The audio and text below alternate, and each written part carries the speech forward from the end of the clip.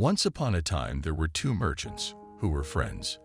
Both of them were getting ready for business trips to sell their merchandise, so they had to decide whether to travel together. They agreed that, since each had about 500 carts, and they were going to the same place along the same road, it would be too crowded to go at the same time. One decided that it would be much better to go first. He thought, the road will not be rutted by the carts. The bullocks will be able to choose the best of all the grass. We will find the best fruits and vegetables to eat. My people will appreciate my leadership, and in the end, I will be able to bargain for the best prices. The other merchant considered carefully and realized there were advantages to going second. He thought, my friend's carts will level the ground so we won't have to do any road work.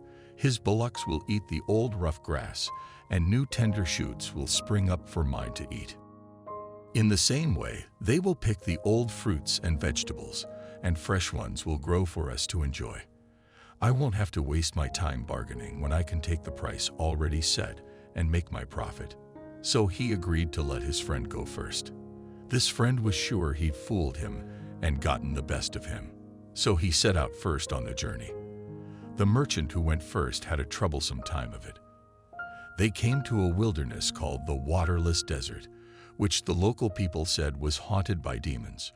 When the caravan reached the middle of it, they met a large group coming from the opposite direction. They had carts that were mud-smeared and dripping with water. They had lotuses and water lilies in their hands and in the carts. The headman, who had a know-it-all attitude, said to the merchant, "Why are you carrying these heavy loads of water? In a short time you will reach that oasis on the horizon, with plenty of water to drink and dates to eat.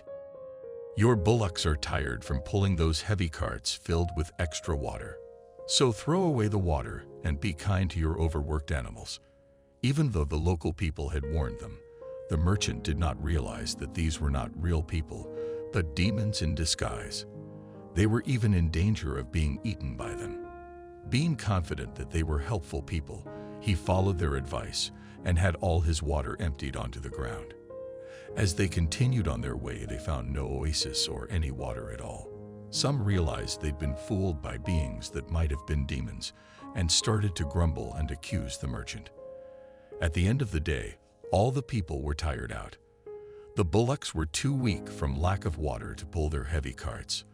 All the people and animals lay down in a haphazard manner and fell into a deep sleep. Lo and behold, during the night the demons came in their true frightening forms and gobbled up all the weak defenseless beings. When they were done, there were only bones lying scattered around. Not one human or animal was left alive. After several months, the second merchant began his journey along the same way.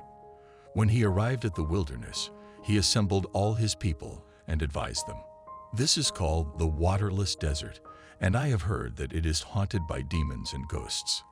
Therefore, we should be careful. Since there may be poison plants and foul water, don't drink any local water without asking me." In this way, they started into the desert. After getting about halfway through, in the same way as with the first caravan, they were met by the water-soaked demons in disguise. They told them the oasis was near and they should throw away their water. But the wise merchant saw through them right away. He knew it didn't make sense to have an oasis in a place called Waterless Desert. And besides, these people had bulging red eyes and an aggressive and pushy attitude. So he suspected they might be demons. He told them to leave them alone, saying, "We are businessmen who don't throw away good water before we know where the next is coming from." Then, seeing that his own people had doubts, the merchant said to them, "Don't believe these people, who may be demons, until we actually find water. The oasis they point to may be just an illusion or a mirage. Have you ever heard of water in this waterless desert? Do you feel any rain wind or see any storm clouds?" They all said, "No," and he continued, "If we believe these strangers and throw away our water, then later we may not have any to drink or cook with. Then we will be weak and thirsty. It would be easy for demons to come and rob us, or even eat us up. Therefore, until we really find water, do not waste even a drop." The caravan continued on its way, and that evening, reached the place where the first caravan's people and bullocks had been killed and eaten by the demons. They found the carts and human and animal bones lying all around. They recognized that the fully loaded carts and the scattered bones belonged to the former caravan. The wise merchant told certain people to stand watch around the camp during the night. The next morning, the people ate breakfast and fed their bullocks well. They added to their goods the most valuable things left from the first caravan. So they finished their journey very successfully and returned home safely so that they and their families could enjoy their profits. The moral of the story is, one must always be wise enough not to be fooled by tricky talk and false appearances.